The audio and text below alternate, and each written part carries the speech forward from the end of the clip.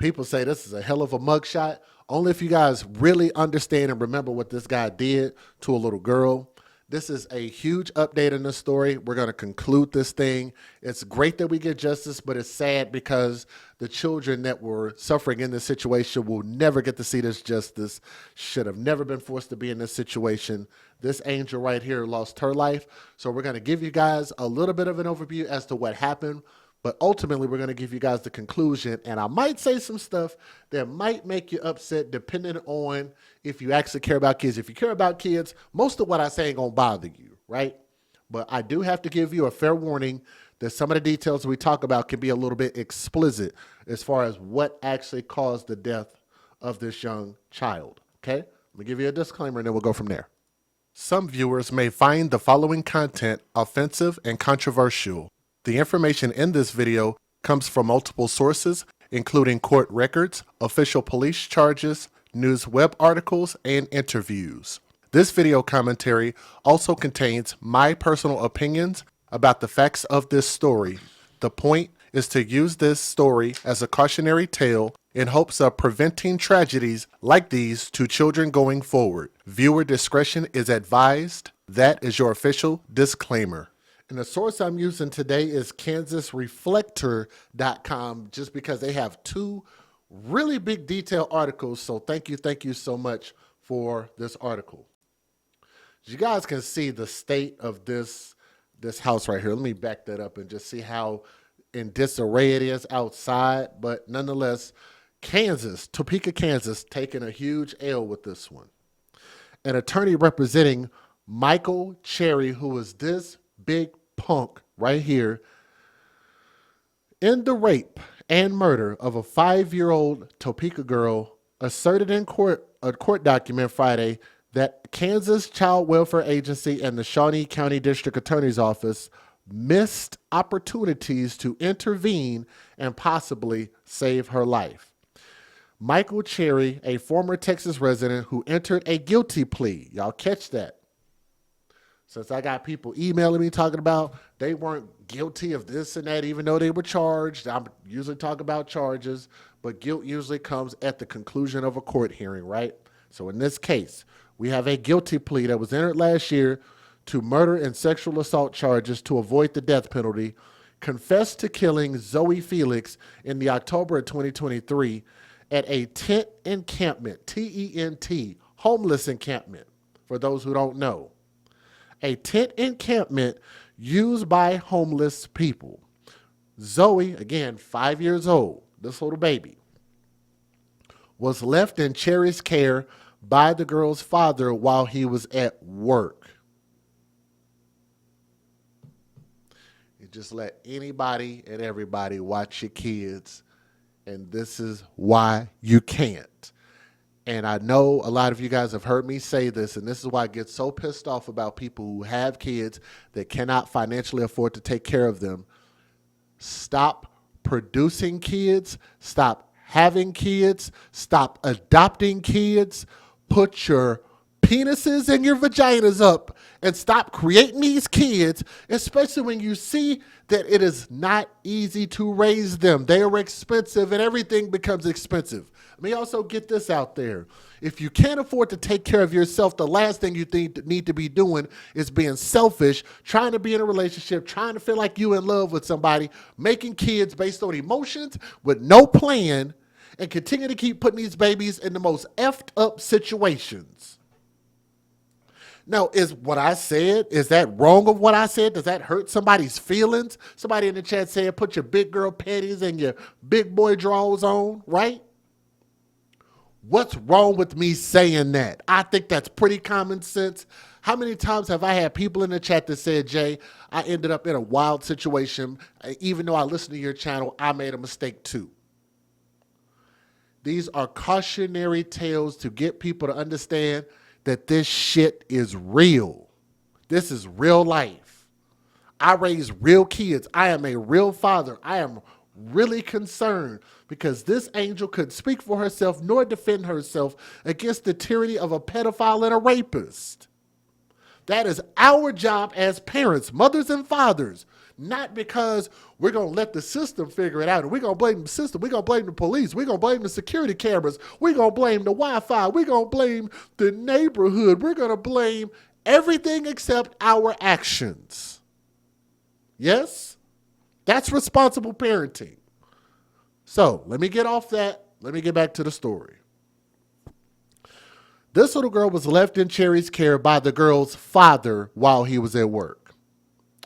Defense counsel Peter Conley, a state deputy capital defender, said in court documents that Felix's welfare was investigated seven separate times by the Kansas Department for Children and Families in the year before her death. After a DUI charge against the girl's mother, Conley said DCF informed District Attorney Mike Kage's office that the evidence indicated Felix's mother, Felix, I can't say that word. I can't even get it out my mouth. Felix's mother engaged in abuse or neglect of the girl. Sorry about that if I read that wrong. Attorney Mike Kage said evidence indicated Felix's mother engaged in abuse or neglect of the girl. That is hard to read. Sorry. Anyway, the district attorney eventually began child in need of care proceedings, but Felix died before the legal system advanced to the point where she could be placed in state custody and potentially placed in the foster care system. Instead of the promise for safety, Felix was strangled by Cherry, who had endured years of abuse from his mother before placed in the Texas foster care system from age 5 to 18. Conley's filing on behalf of the 27-year-old Cherry says his client had to bear ultimate responsibility for raping and killing Felix, but the case raised important issues. Kansas has multiple opportunities to protect her from the harm that she endured, Conley wrote in a court document. While it's easy and tempting to place all the blame on Mickel Cherry, which you should, what's wrong with that? Anybody disagree? What's wrong with blaming this fat, stinking son of a bitch, child rapist, pedophile? What's wrong with blaming everything on him? Everything is his fucking fault. I hate pedophiles, and I just wish all the air in their body would just disappear and not re-enter, and they could just fall where they stand.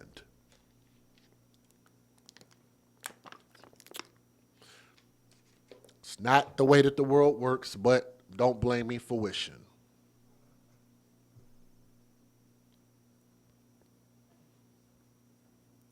They said it's easy to place blame on him, but we must also confront a harder truth. The systems designed to protect children failed her, not because they lacked authority, but because they have tolerated that failure. Our systems can save children. We must expect and demand better that they do. Excuse me, whatever. Anyway, he said Felix's murder was entirely avoidable and that multiple moments of intervention were present that could have saved her. A DCF spokesperson did not respond to requests for comment about the defense attorney's court filing and the pending sentencing of Cherry. The document outlining DCF's involvement with, I'm not going to say Felix no more because that's throwing me off. I'm going to say Zoey. Why can't they just call her Zoey? The document outlining DCF's involvement with Zoey as well as Cherry's own life experience in foster care was filed by Conley in preparation for sentencing at the Shawnee County District Court hearing scheduled to start Monday. Cherry pled guilty to first-degree felony murder and rape of a child in December, and I want y'all to remember that this baby was 5 years old. Zoey was only 5 years old. Conley requested that Mickel Cherry be ordered to serve 2 concurrent 25 to life year sentences. Concurrent. So consecutive concurrent. So together at once. 2 25 to year life sentences in prison. And that result, Cherry would not be eligible for release until after serving a quarter century behind bars. On behalf of the district attorney's office, Kage recommended 2 life sentences for the murder and rape to be served consecutively.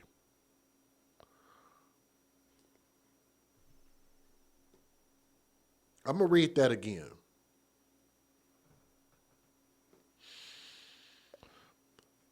Kagi recommended 2 life sentences to be served consecutively. What's wrong with serving it? Do 25 years and then another 25 years. Why do they want him to have 25 together and then him potentially getting out earlier? And I'm going to tell y'all why this is such a dangerous thing.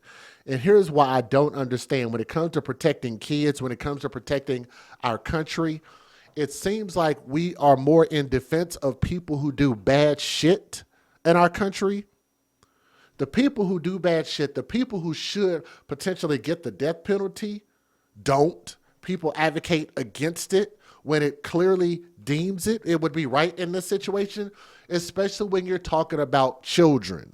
Now, I'm one of those people that there's some gray area when it comes to adults doing stuff to adults, depending on what it is. But there cannot be any leniency when it comes to kids. And I hope everybody understands where I'm coming from. That is a clear line of demarcation. That is a clear line in the sand that I'm drawing so people don't misunderstand what the hell I'm saying.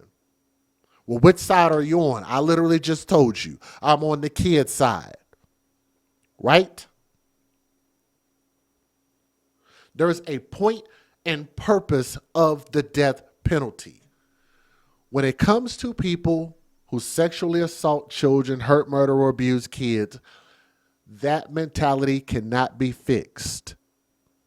It needs to be punished, and those people need to be thrown away permanently. They are a danger to any and all kids. Have y'all not heard about all of these situations where these people who don't have the same moral compass? And what's up, Tila? Good to see you back in the chat.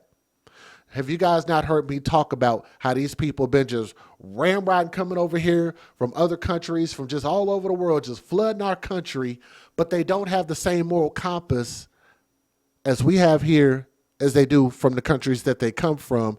And then you wonder why they're out here snatching up kids, out here trafficking kids, out here raping these kids. And then you're just like, well, why is this happening? Why are these people doing these things? They need some rehab. No, they don't. Need to get the hell up out of here, need to be deported, they need to be in prison, they need to be put to death, in my opinion. It needs to be punished. It can't be fixed. You can't read enough books. You can't get enough schooling. You're just a sick, nasty son of a bitch, and it can't be fixed. So you need as much time in prison. So if you have to choose between concurrent, which is all at the same time, or consecutive sentences, why would you not go with the one that is clearly going to give him more time in prison? You finish 25, you get this son of a bitch another 25 years. Right or wrong? Tell me in the chat, what do y'all think? Is that right or wrong? Y'all are saying that's right? You agree? 25, then 25. No, let's put those together. Let's sandwich them together so they can run at the same time. Why? For what? What does he need some leniency for? He had a rough childhood. Well, his rough childhood has led him to be a person that can't be fixed. He does not deserve another chance in our society. He does not deserve another chance around kids. Would y'all trust him around y'all kids? If you wouldn't, see, and that's the thing about people who make these type of decisions. I want y'all to hear me well on this. And thank you, Mrs. Alicia, for showing some big time love over there in Cash App if you're listening. Thank you, dear. Thank you very much. Let me say this.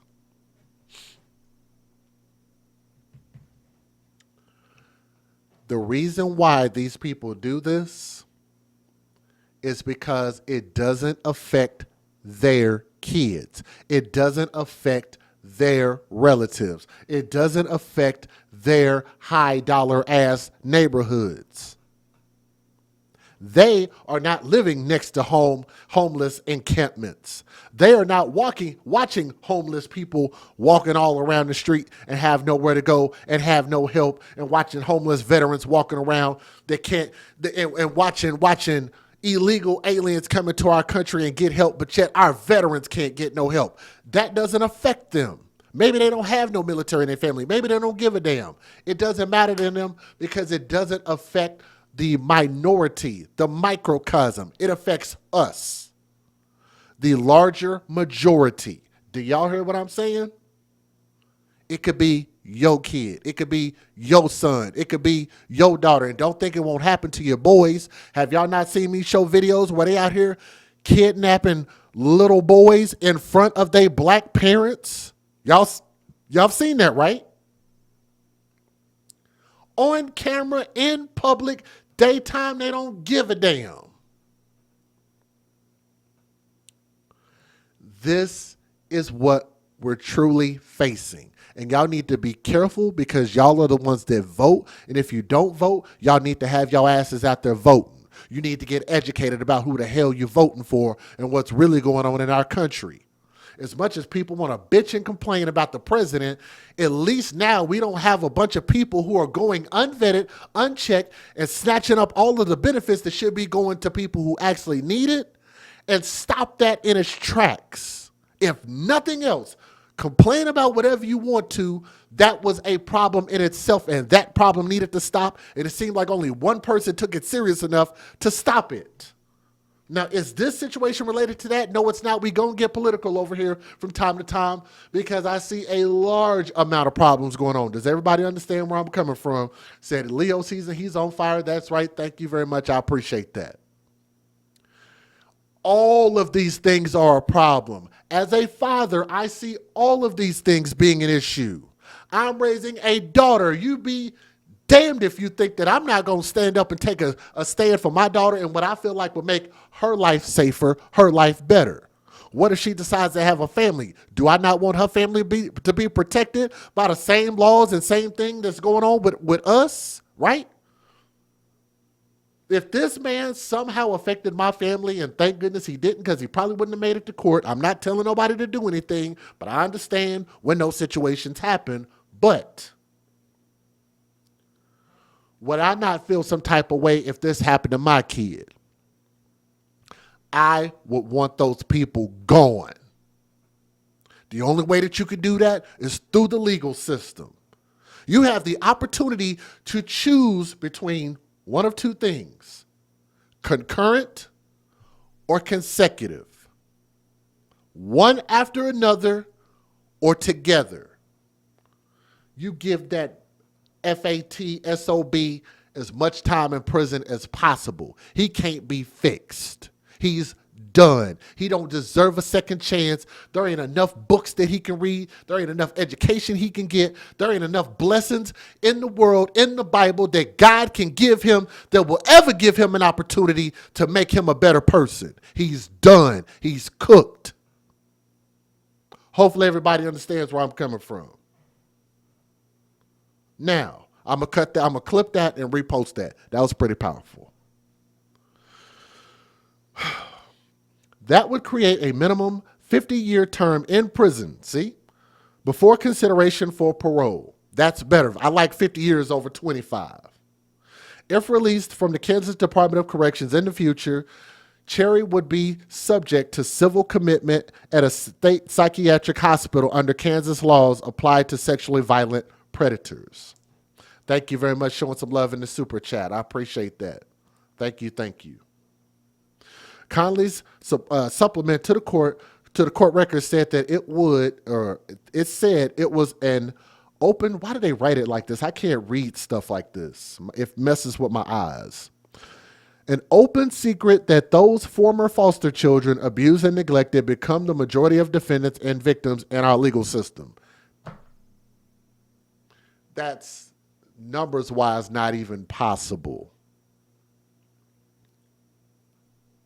When the majority of kids that end up in these situations, that end up in prison, that end up getting all this time in prison, usually come from just single-parent households with no structure.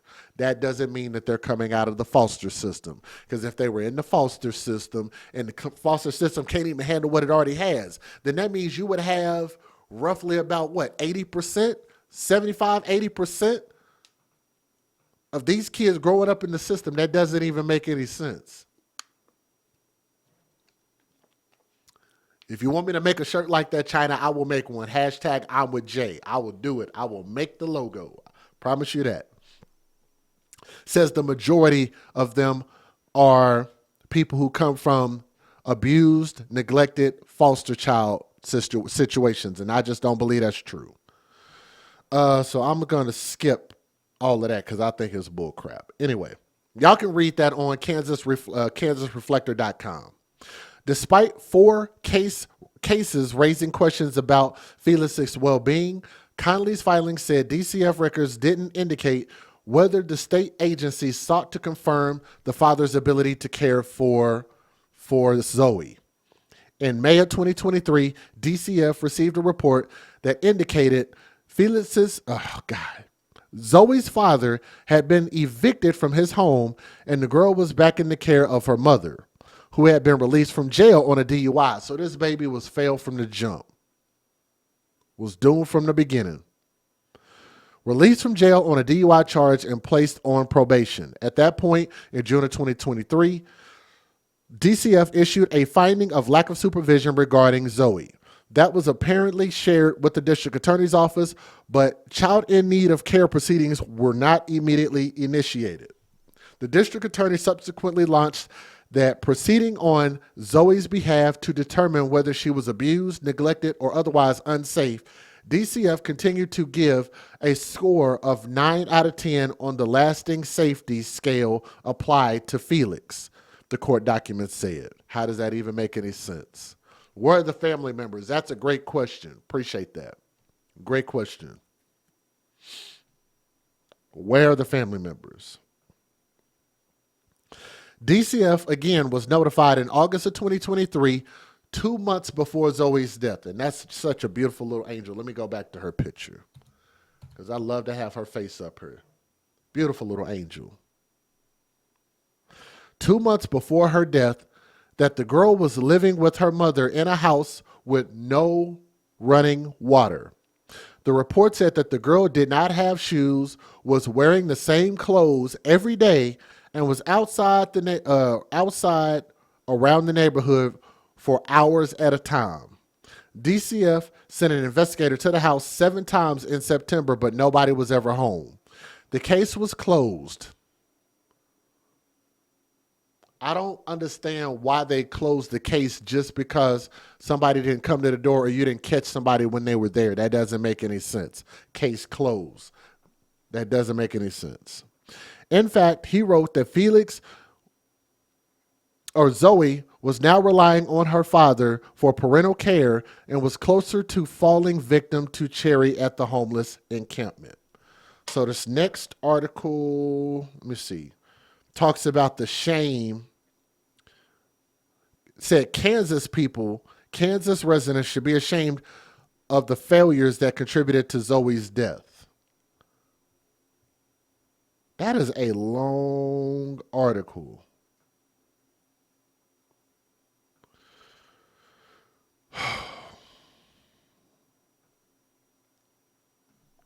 The tragedy is not just the way in which Zoey died, but in the years denied her.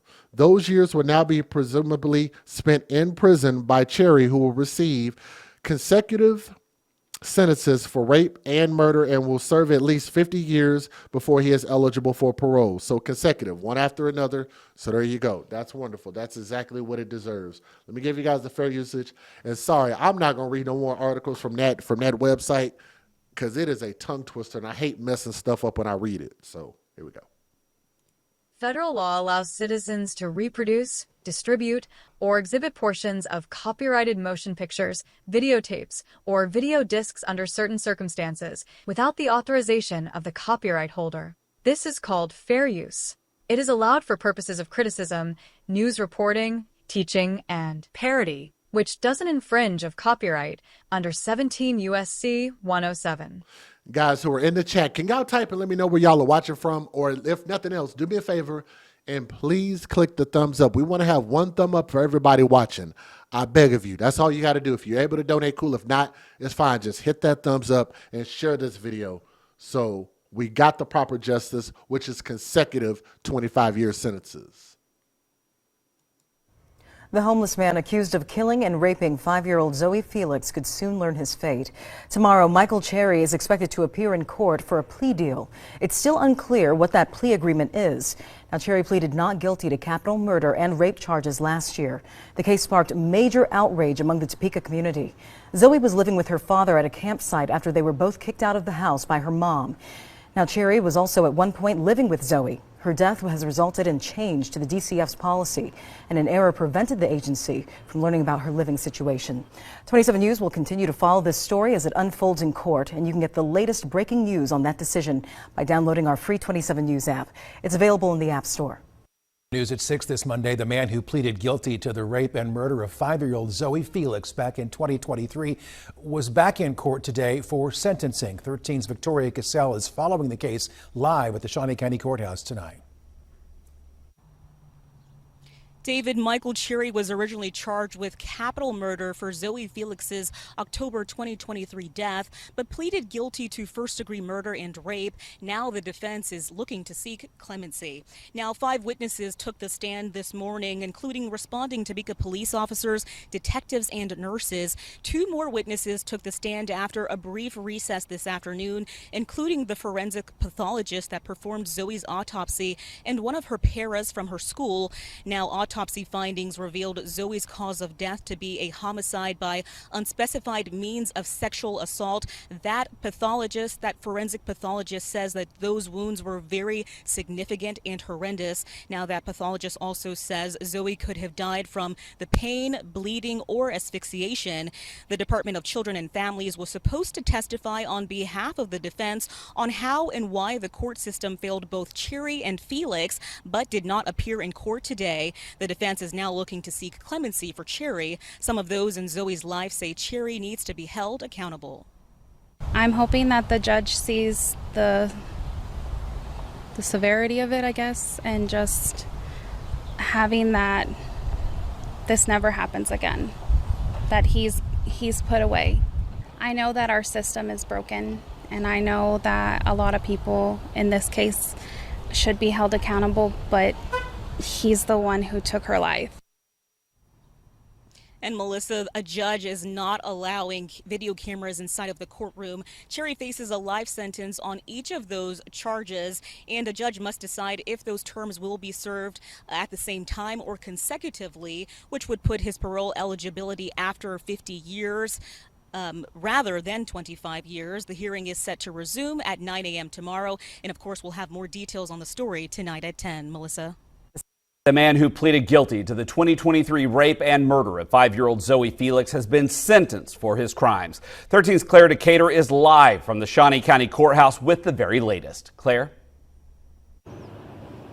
Yeah, Jared, we're just now leaving the courtroom where Mickel Cherry was sentenced to consecutive life sentences in the rape and murder of 5-year-old Zoey Felix. We just got talking to families outside here who both said that this is not justice still. They both said they think he still deserves the death penalty, but because of his medical background, that was not the case for this. Today, 2 doctors took the stand talking about different things in his childhood, trauma, abuse that led up to these actions that happened when he was 26. Now, ultimately, the judge made the decision to give him the consecutive life sentences, and this happened just around 11:30 today, but we'll have more tonight at 5 and 6 on WIBW. All right, 13's Claire. If y'all are watching, please hit that thumbs up. Try to make it to where everybody can see there's one thumb up for everybody watching. Please hit that thumbs up. Here we go. She was the most innocent, sweet girl that you could ever meet. She brought light to my life. She was my motivation, and that was taken away from me from that day. When my daughter was brought to me, I just didn't know what to think. I broke down. I really did. It really hurts me. And my own child was just killed. The man responsible for these crimes awaits his fate tonight. Thanks for watching 27 News at 10. I'm David George. We're continuing to follow the sentencing of Mickel Cherry. He's pled guilty now to the rape and murder of 5-year-old Zoey Felix in 2023, Topeka's deadliest year on record. And Zoey's dad is speaking for the first time since that horrific day when he found his daughter raped and killed. Video not allowed in court today, but we were able to share photos of the suspect for the first time since he was arrested, and prosecutors brought in several witnesses today revealing gruesome details about Zoey's body and how it was found. The nurse examiner saying it was the most extensive trauma she's ever seen, and the wounds were so bad that she says even a nurse had to leave because she couldn't continue working anymore after seeing how bad it was. We saw body cam video from that day where Cherry had his shirt off and officers arrived. They could see blood on his belly. He also admitted to lying about what happened to Zoey, eventually admitting that he raped and killed her after intense questioning. And some neighbors we've spoken with have questioned where the state was in all of this and whether they did enough to prevent this from happening. 27 News anchor Rebecca Chung asked Zoey's father for his thoughts. You think there are some failures on the state side as well, how this was handled from law enforcement to the state. I know that this has also prompted some changes at the state level. Me, honestly, the state does what it can. I mean, majority of the CPS calls what they have sent them, and everybody keeps saying the CPS or the structure failed. No, it didn't. They did their job. Majority of the time they came in, I wasn't even present, but the times that they were present, I made sure that there was light. She has food. They came in, they investigated it, and they seen there was nothing wrong. If they would have found something wrong, they would have taken her down right there and then. Or is there anything that you wanted to clarify that you haven't seen out there yet? No, honestly, there's really not. I mean, people can say whatever they want. They can say they were part of Zoey's life, or they did what they can, or they did the best they can for her. But in reality, I mean, nobody did anything. I struggled, yes, it was my fault, you know what I mean, about the camps and all that stuff. But I tried to do the best what I can for my daughter. Tonight, the defense is seeking clemency, painting Cherry and Zoey Felix as products of a failed system, citing failures with DCF in both Texas and Kansas to get them the help they need. Shortly after Zoey Felix's death, the Kansas Department of Children and Families released its history with the 5-year-old, and the summary report shows her family declined state-offered services several times. According to DCF, the agency investigated Zoey's living situation a total of 9 times, and you can read that timeline at ksnt.com. And 27 News previously spoke with neighbors where the victim lived, and they told us the state was not doing enough. One told us that Felix would come to her house often, asking for food and water. Neighbors told us also in the weeks leading up to her death, there was no running water, and she would roam the streets unsupervised. They also told us that Felix's mother kicked her out of their home, along with a teenage sister and father, and Zoey and her dad were living in a homeless camp when the child was raped and murdered. Prosecutors dismissed capital murder charges last year, so Cherry will not get the death penalty, but Zoey's father is hoping that he gets the maximum sentence. The hearing continues later this week, and we'll learn about Mickel Cherry's fate, so make sure to download the Rape and murder of a little girl unfolded today in a Shawnee County courtroom. The man who pleaded guilty to the crimes was sentenced. 13's Claire Decatur was there, and Claire, a lot of emotion today.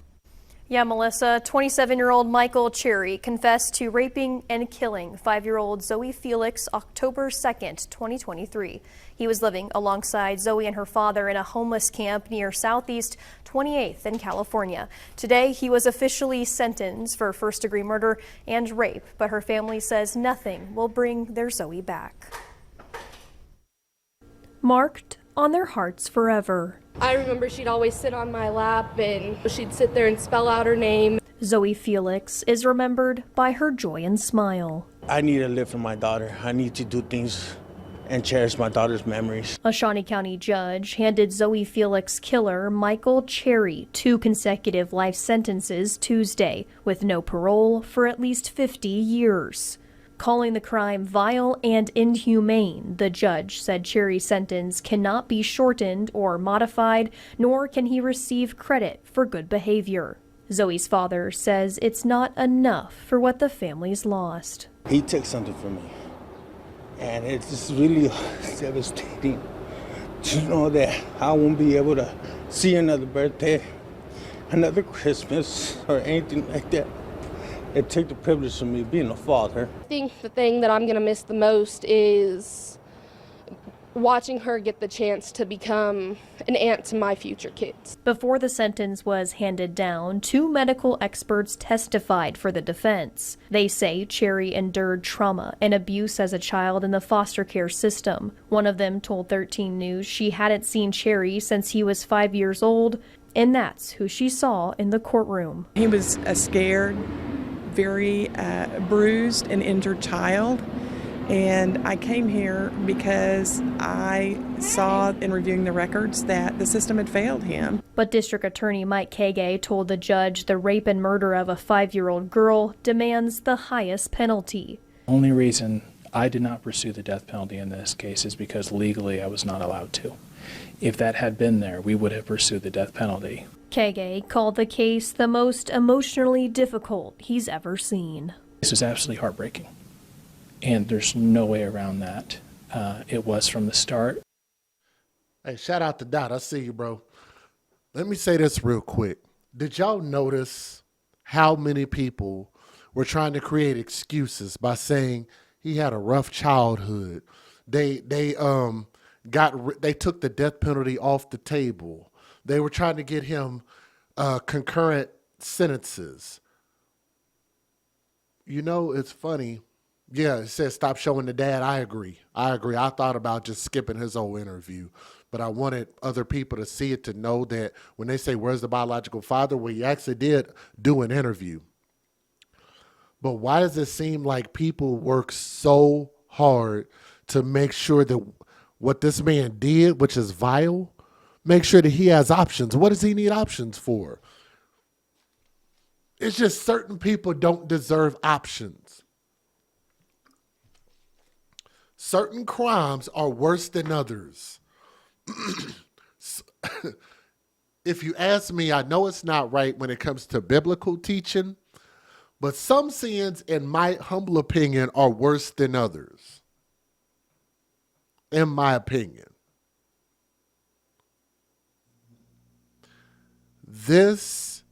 Doing this type of stuff to kids, defenseless little kids, is unforgivable.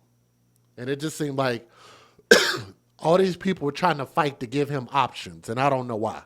It is today. Justice was served, but I don't know anyone who is not affected by this. Am I content with it? Yes. But do I believe that it was served for my daughter? No. I mean, throughout this whole thing, looking at him, no remorse. A 5-year-old girl's life was lost. Nothing is going to change that. This is the closest we will reach to justice. It's over. She can finally rest. We can finally heal. Zoey's case has led to reviews of state child welfare policies and procedures and could lead to further legislation. So look, I'm going to just tell y'all this. At the end of the day, this is why you always hear about these stories about what inmates do to people like this, because it's just kind of like there really is no correct justice outside of the state taking that person's life under the death penalty, because that's really the only thing that can suffice as a punishment for something like this. To sit there and expect for people to act humane for the next 50 years around somebody like this, you can't expect for prisoners to do that and not feel some type of way, because, you know, it's just everything in your being just tells you that this deserves more punishment than what he got. So, Zoey, young princess, R.I.P. That's going to end this story, and we're going to close this, and probably not going to have to revisit it again. But that is such a beautiful little angel, and she deserved every opportunity to grow up and become something great. So leave a comment in the comment section and let me know what you guys think about us closing out this particular story. It's been a matter of years, and that's the justice we got. So I think the judge got it right. Consecutive, one after another, and they took some additional options off the table, which I think that's right. No time served, no good behavior. You see what I'm saying? All of that other stuff that they might have tried to add on there and help him, he doesn't need any time off of that. Give him every bit of it. But thank you guys for listening to the story.